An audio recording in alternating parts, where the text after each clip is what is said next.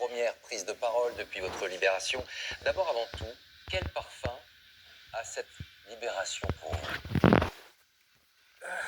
C'est compliqué. C'est compliqué. Après 10 mois, on retrouve la vie, des senteurs et des murmures et des choses qu'on ne comprend pas très bien. Il faut quelques jours, je pense, pour restructurer ses idées, ses réactions.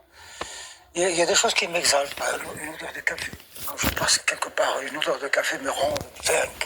J'ai rêvé tellement de ça. Voilà, donc on a besoin de quelques jours pour mettre les mots exacts sur les événements. Et en plus, c'est que après une longue période d'emprisonnement, on perd son vocabulaire. Vous constaterez d'ailleurs que j'ai du mal je cherche mes mots. Oh, vous allez les trouver, j'en suis sûr. Comment allez-vous? Ça, c'est une question aussi essentielle.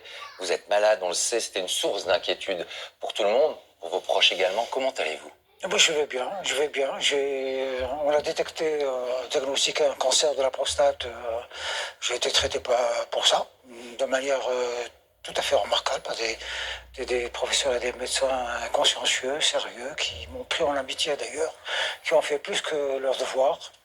Et je suis sorti donc de leurs mains en bonne santé.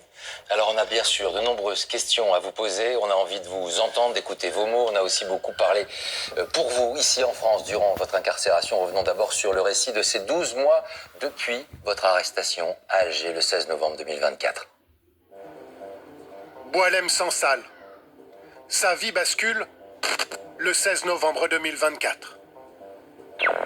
Qu'est-il arrivé à Boualem Sansal? L'écrivain franco-algérien aurait été arrêté samedi à son arrivée à Alger. L'inquiétude autour du sort de Boualem Sansal. Boualem Sansal restera derrière les barreaux. L'ancien haut fonctionnaire algérien est devenu un écrivain reconnu en France et en Europe. Son premier ouvrage, Le Serment des barbares, lui vaut un succès littéraire immédiat. L'Algérie est comme ça. Nous avons vécu 30 années durant sur des supercheries, sur un regard biaisé de l'histoire. C'est aussi un homme engagé, critique de l'islam et du pouvoir algérien. Farouchement libre, il n'hésite pas à accorder des interviews parfois controversées. Dans l'une d'entre elles, il déclare: Quand la France a colonisé l'Algérie, toute la partie ouest de l'Algérie faisait partie du Maroc. Ces propos lui valent sa condamnation à 5 ans de prison en Algérie. Vous m'envoyez aujourd'hui un imposteur qui ne connaît pas son identité, qui ne connaît pas son père, et qui vient me dire que la moitié de l'Algérie appartient à un autre État. Son arrestation déclenche une large mobilisation de ses pairs notamment, des écrivains de renommée mondiale et de ses amis. Il n'a commis aucun crime. Il a parlé, il a dit, c'est un homme qui s'est exprimé librement. Mais l'écrivain est devenu un des éléments du bras de fer diplomatique entre Paris et Alger. Les sujets de discorde se multiplient.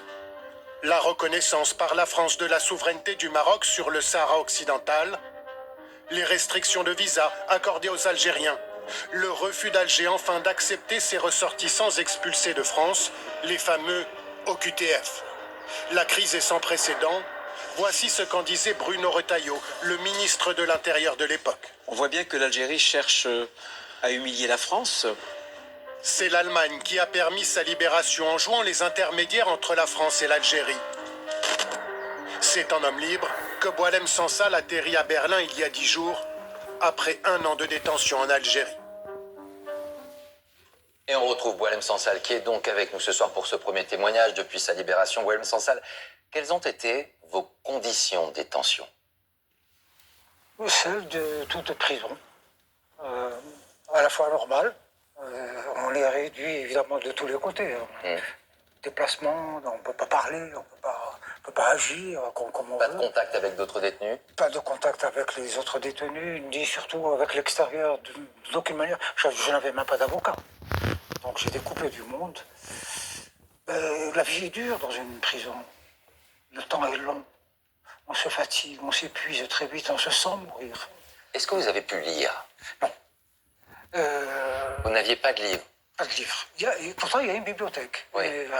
J'ai demandé une autorisation parce qu'en prison, pour faire quoi que ce soit, il faut écrire. au directeur. Qu'est-ce que j'ai trouvé?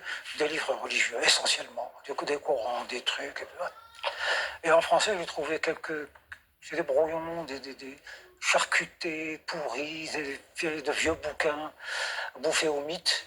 Mais bon, voilà, ben, je les ai quand même récupérés et je les ai lus. À l'inverse, est-ce que vous avez pu écrire? Est-ce que vous avez pu écrire? Non, c'est pas possible. On ne peut pas écrire. Vous n'avez pas pu écrire en Je prison. ne pouvais pas, psychologiquement, Oui. écrire quoi? Mon quotidien, bon, ben ça, si c'est un jour-là, alors on le fait après. Je n'avais pas de... mais je pensais au livre que je ferai plus tard. Quand vous êtes arrêté à l'aéroport le 16 novembre 2024, qu'est-ce que vous avez ressenti? Vous aviez cette idée que vous rentriez finalement dans un tunnel qui allait être très long ou pas du tout? C'est la sidération. On ne pense à rien. On pense à rien. J'arrive devant le guichet de l'aéroport, je donne mon passeport, le policier scanne mon passeport, et puis je le vois tiquer. Il me regarde, il regarde le passeport, et puis il me pose 2 questions. Quel est le prénom de votre père? Je lui dis, et le prénom de votre mère? Il me dit, allez vous asseoir sur ce banc, on va venir vous chercher. J'ai attendu pendant 1 heure, assis, et puis à un moment donné, un policier est venu. Il a pris mes passeports, il m'a dit suivez-moi. Je me suis retrouvé dans les entrailles de l'aéroport où j'étais enfermé pendant... Alors que je suis arrivé à Alger, il était 7 heures, 5 heures. Et on est venu me chercher à 2 heures du matin, des gens en civil qui m'ont passé les menottes et puis qui m'ont emmené où, je ne sais pas, parce qu'en sortant de l'aéroport, ils m'ont passé une cagoule sur la tête, donc je ne savais pas où.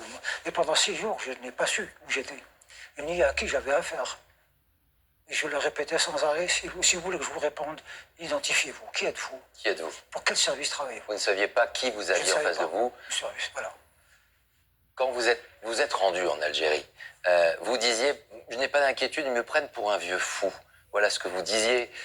Mais vos amis, et notamment le prix Goncourt, Kamel Daoud, il était conscient de ces risques et il vous avait prévenu. Je ne voyais pas quelle raison pousserait le pouvoir à m'arrêter. Il y en avait une en fait. C'était que depuis quelques mois, entre la France et l'Algérie, une guerre a été déclarée suite aux déclarations de Macron, président Macron, qui reconnaissait formellement la marocanité du Sahara. C'est de là, tout a commencé là. Il y a une question que les gens se posent ce soir, bien évidemment, et ceux qui vous écoutent. Est-ce que votre parole est ce soir, on va dire, contrainte, limitée, bridée? Oui. Oui, en quelque sorte, là, je ne vous parle pas de manière naturelle, parce que moi, naturel, je suis plutôt exubérant, et je m'étends dans tous les sens, là, je contrôle chacun de mes mots. Contrôlez parce que quoi? Parce que ce contexte diplomatique, parce que les enjeux sont politiques, parce qu'il existe, et notamment encore Christophe Glaise, par exemple, qui est emprisonné aujourd'hui en Algérie, alors qu'il est journaliste sportif, et qu'il son procès aura lieu le 3 décembre. Ça aussi, c'est quelque chose qui vous contraint? C'est exactement ça. Vous avez répondu à la question. D'abord, j'ai peur pour ma famille. Si je retourne en Algérie avec mon épouse, j'ai peur que cette fois on arrête aussi mon épouse pour me contraindre davantage. Je pense à mes compagnons de cellule qui, je pense maintenant, vont être arrêtés alors qu'ils sont en prison et questionnés. Que savent-ils? Que leur ai-je dit? Ils vont essayer de reconstituer tout. Je pense à Christophe Glaise et il n'est pas le seul. Il y a plusieurs dizaines de détenus politiques pour des raisons comme ça bizarres, on ne sait pas lesquelles. Boualem Sansal, est-ce que vous avez été débriefé par les services de renseignement français? Non, ça je dois dire. Aucun entretien avec eux? Non, absolument pas. J'ai rencontré le président Macron, j'ai rencontré Jean-Noël Barrot, des hauts fonctionnaires du ministère. On a eu des discussions tout à fait normales. Non, j'ai pas été, ni d'ailleurs en Allemagne, alors que j'étais dans l'hôpital militaire. Revenons sur le jour de votre libération. Comment les choses se sont déroulées? On a forcément envie de savoir qui est venu vous chercher et qui vous a annoncé que vous alliez être libéré. La veille. La veille, il y a eu un visiteur de nuit? Voilà, c'est pas un militaire. La veille, j'étais avec mon professeur qui me donnait des instructions concernant la suite. Donc voilà, des trucs, il faut faire ceci, il faut faire cela, très très bien. Et puis à un moment donné, il m'a mis dans un bureau et il y avait un jeune monsieur là-dedans, très autoritaire. Enfin, j'ai tout de suite compris que c'était ou le patron des services secrets, ou en tous les cas, quelqu'un de très important. Qu'est-ce qu'il vous a dit, lui? Très amical. Alors, il disait toujours, dans l'hypothèse où vous sortez, est-ce que vous allez continuer vos critiques sur l'Algérie? Je dis, monsieur, je n'ai jamais critiqué l'Algérie. Je critique un régime, je critique des gens, je critique une dictature. L'Algérie, c'est pourquoi je critiquerai l'Algérie? Oui, mais là, vous y allez fort, vous touchez à la religion. C'est hyper sacré. Vous avez reconnu des machins du Sahara occidental. Vous vous rendez compte de l'importance des lignes rouges, les lignes... Je dis, monsieur, mais qui trace les lignes rouges? Moi, je ne connais que les lignes rouges définies par la Constitution. Et la Constitution garantit la liberté d'expression. Donc, il n'y a pas de ligne rouge avec moi. Votre libération a bien sûr une intense dimension politique, diplomatique, et on vient d'en parler. Est-ce que vous avez été surpris d'abord d'atterrir en Allemagne? Oui, ben, je ne m'attendais pas du tout. Lorsque je suis arrivé à l'aéroport, on me sort du fourgon, qu'est-ce que je vois? C'est un avion siglé présidence allemande, l'avion du président. Parce que l'Allemagne a joué un rôle important dans votre libération d'intermédiaire. Voilà. Je crois qu'il y a eu un accord entre les trois gouvernements, que je sois d'abord remis à l'Allemagne et pas à la France, parce que ça aurait pu être interprété comme étant un échec, une humiliation pour l'Algérie. Est-ce que vous, au fond de vous, vous avez une idée précise de la raison essentielle de votre arrestation? Elle repose sur quoi? Des rapports compliqués et complexes entre la France et l'Algérie? Ou est-ce que vous êtes victime également de vos écrits, de vos prises de position? Non, pas du tout. Quand Sylvain Tesson, cette semaine... Mes livres sont disponibles en Algérie. Ils ont été interdits un certain temps. Enfin, certains livres. Mais mes livres sont disponibles en Algérie. Quand Sylvain Tesson, cette semaine, dans Le Point, dit « Sommes-nous dignes de recevoir celui qui ose regarder, affronter l'ennemi que nous n'osons même pas nommer ?» Ah oui, qui a dit ça? C'est moi qui aurais dit ça? C'est Sylvain Tesson qui a dit ça. Ah oui, oui. Eh ben, ça touche L'ennemi, c'est qui l'ennemi? beaucoup. Ça serait qui? Ça serait l'islam radical, l'islam politique? Oui. C'est pour cette raison-là que vous avez été arrêté? C'est un mélange de beaucoup de choses. Il y a l'ultranationalisme, tout ce qui vient de France blesse beaucoup les autorités algériennes et les chocs, les énerve, les met en colère. Il y a la question du Sahara occidental, il y a le fait aussi que, et ça c'est un crime de lèse-majesté que personne n'oubliera jamais, je suis allé en Israël, et de manière officielle, je ne me suis pas caché, je suis allé en partant d'Alger. Votre libération, elle a été également un enjeu de débat en France, assez passionnel. Si on résume, d'un côté, il y avait la ligne de ceux qui refusaient, je cite, finalement une diplomatie de bons sentiments, qui a incarné le ministre de l'Intérieur à l'époque, Bruno Retailleau, puis de l'autre, une ligne de dialogue où les liens se sont renoués, et la visite de Laurent Nunez prochainement est un signe qui effectivement confirme cette ligne nouvelle. Le président de la République, depuis le G20, il y a quelques heures, affirmait qu'il souhaitait bâtir une relation d'avenir avec l'Algérie. Elle est où votre ligne à vous? Qu'est-ce qu'il faut faire? Moi, je suis depuis toujours pour la réconciliation entre la France et l'Algérie, qui ne s'est pas faite. Elle aurait dû se faire en 1962, comme les Allemands et les Français l'ont fait après la Deuxième Guerre mondiale, malgré les atrocités de la Deuxième Guerre mondiale. On a raté le coche à cette époque-là, on aurait pu le faire. On ne l'a pas fait, on a reporté ça d'année en année. 60 années sont passées, on est encore en train d'utiliser des discours de la guerre, de libération. Tout est ultra secret, tout est caché, tout est...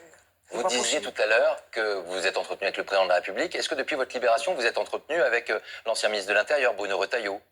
On va se voir, probablement dans les jours qui viennent. Mais on s'est téléphoné, c'est mon ami, on s'est téléphoné. Il était évidemment très content de savoir que j'étais libre. Vous ne considérez pas qu'il a été un obstacle à l'époque où il était ministre de l'Intérieur à votre libération? Je pense oui, d'une certaine manière, oui. Je pense d'une certaine manière, oui, parce qu'il offrait à l'Algérie l'occasion de rebondir sur « Regardez, c'est notre ennemi, il nous déteste, etc. » Oui, mais avec ou sans Bruno Retailleau, ils auraient réagi de la même manière avec n'importe qui. Et ils ont réagi de la même manière avec Jean-Noël Barrot, qui tenait un discours diplomatique. William Sansal, il y a eu un débat, on a beaucoup parlé pour vous en France. On vous a même lié à l'extrême droite. Ouais. Qu'est-ce que vous en pensez? Vous réfutez cette idée ou finalement... Je ne suis donc parti. Je ne comprends pas. Donc les gens... C'est vrai que j'ai des amis partout, dans toutes les couches de la société. J'ai des amis, évidemment, qui sont du Front, qui étaient du Front National, qui sont du Rassemblement National, de tous les partis. Je connais tout le monde. Je connais tout le monde. Moi, je ne choisis pas mes habits en fonction de leur appartenance politique. Vous pourrez retourner en Algérie un jour. Mais le plus vite possible, si on me le permet. J'ai dit au président Macron que j'allais rentrer le plus tôt possible pour quelques jours, au moins récupérer mes affaires. Mon ordinateur, mon téléphone sont entre les mains de la justice. Je suis complètement dépouillé là. Voilà, j'ai besoin de ça. J'ai posé la question je l'ai dit au président que j'allais revenir. Il m'a dit non. Je lui ai demandé à Il vous a dit non. Je lui ai dit, posez la question à M. Tebboune s'il me permet de rentrer, de ressortir. Et il m'a dit, tiens, puisque je le vois en Afrique du Sud, je vais lui demander. On a entendu tout à l'heure que vous disiez que vous étiez en ce moment contraint. La liberté, elle reviendra à travers vos livres. Vous allez reprendre l'écriture prochainement. Oui. C'est sûr, je peux pas vivre sans écrire. C'est devenu c'est ma façon de vivre. On est impatient de vous lire. Des mots, c'est d'inventer des mots et de les regarder, se construire, raconter quelque chose. Quoi. Merci d'être venu nous rendre visite ce soir. Merci d'être venu sur ce plateau. On retiendra votre optimisme et votre liberté retrouvée et votre liberté de parole qu'on retrouvera également à travers les livres. Merci à vous. Merci beaucoup. Merci, à bientôt.